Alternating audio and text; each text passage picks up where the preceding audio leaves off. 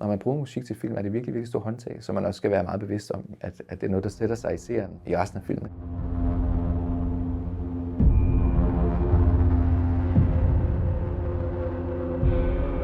Min indgangsvinkel i forhold til at lave musik til film har meget været at have bands og generelt bare have lyst til at lave musik, og efterhånden finde ud af, at jeg synes, det er spændende at lave musik til billeder, men også synes, at det var meget spændende at lave lyddesign.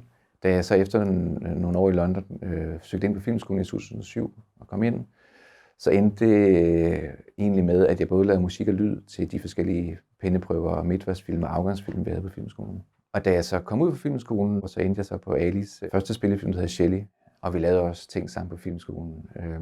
Det jeg tror, som kendetegner vores samarbejde i forhold til den måde, vi gerne vil arbejde med musik og film på, er jo nok, at det er vigtigt at finde frem til den tosidighed i karakteren, eller tresidighed afhængig af, altså det her med, at der er en dybde i karaktererne, som ikke bare er en en-til-en. Altså fordi når Ali laver en gyserfilm, eller thriller, eller hvad man nu skulle kalde det, så er det jo ikke nødvendigvis bare en rendyrket genrefilm i den ene eller anden retning.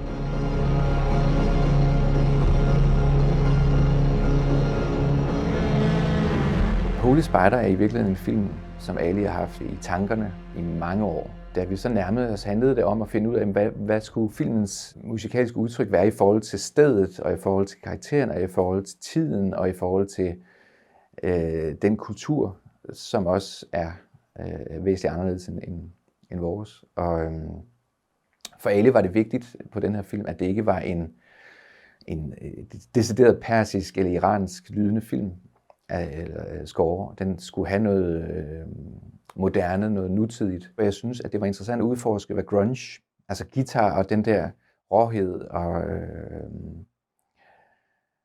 den der meget, det er sådan flossede musik, hvad den egentlig kunne på den type billeder, og hvad den kunne på den karakter. Men der var nogle ting i forhold til stedet. Det er en meget, meget religiøs by, men den er også meget, meget fattig, der er en masse industri, og der er en masse kaos, og det i sig selv har jo noget, et udtryk, som man også gerne vil dykke ned i og ramme, og det var blandt andet derfor, at der var den der tanken omkring Irans grunge, der havde et industrielt udtryk. Derudover kører han jo på en motorcykel, som har sin egen lyd. Den er meget gennemgående igennem hele filmen, hans motorcykel. Og det var i hvert fald en ting, som vi talte meget om i forhold til, hvordan vi på en eller anden måde kunne lave en bro imellem motorcyklen og nogle af de musikalske ting. Finde ud af, hvordan kunne de ting tale sammen. Og der var jo blandt andet, hvor jeg har brugt meget distortede celloer, eller celloer, som jeg pitchede meget ned, og kombineret det med lyden af samlet bønnekald, eller imamer.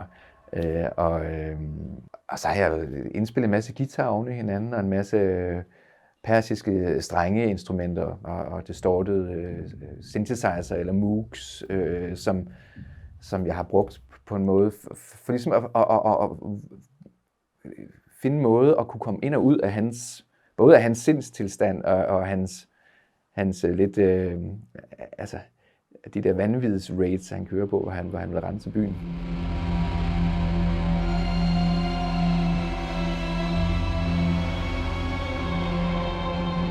Når han kører ned igennem Mashhad om natten der, så havde vi en idé om, det skulle være et absurd heltetema, eller der skulle være et eller andet i det, som på en eller anden måde, noget som var lidt større, og som havde et lag mere, som også havde nogle religiøse undertoner, og måske også noget, som havde en melodisk kompleksitet, der ikke bare var 4 akkorder på en guitar og noget støj.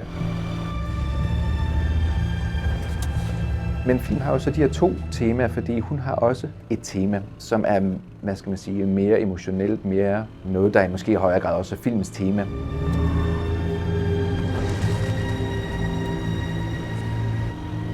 Efterhånden som filmen skrider frem, begynder de 2 temaer så at blive infiltreret eller fungere oven i hinanden. De på en eller anden måde åbner hinanden op. Og dog er der jo så den anden ting ved det i forhold til musikken, at jeg vil aldrig rigtig have, jeg vil ikke have, at musikken skulle have en afslutning, eller have en forløsning. Jeg vil gerne have, at musikken på en eller anden måde, altså den har jo selvfølgelig nogle små udviklinger, men jeg vil egentlig godt have, at musikken skulle på en eller anden måde slutte sig om sig selv.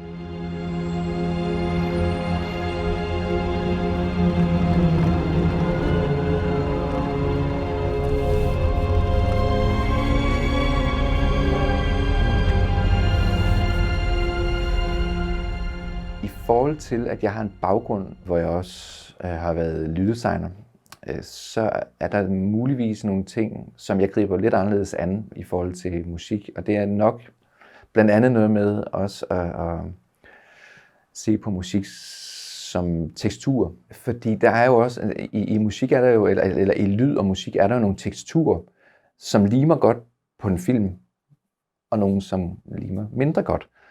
Og samtidig med skal der også være en teksturel sammenhæng mellem lyddesignet og musikken, for at få den der fornemmelse af synergien. Jeg synes, det er spændende, hvis at der er nogle elementer i musikken, som har en indbygget mystik. Det vil sige ting, som ikke skriger til himlen.